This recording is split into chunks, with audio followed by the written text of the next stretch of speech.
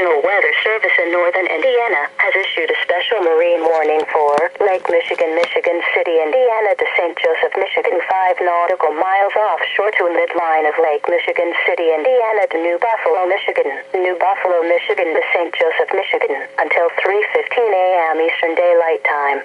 At 2:12 a.m. Eastern Daylight Time, isolated gusty wind in excess of 34 knots have been observed across portions of southeastern Lake Michigan in the wake of convection that has moved inland.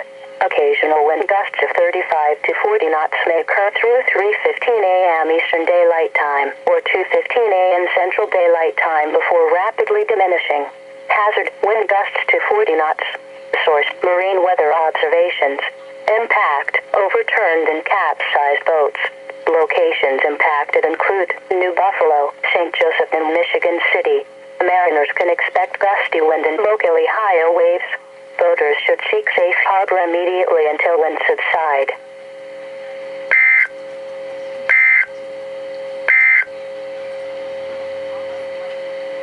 Please note that the times stated in the South Bend climate are in Eastern Time.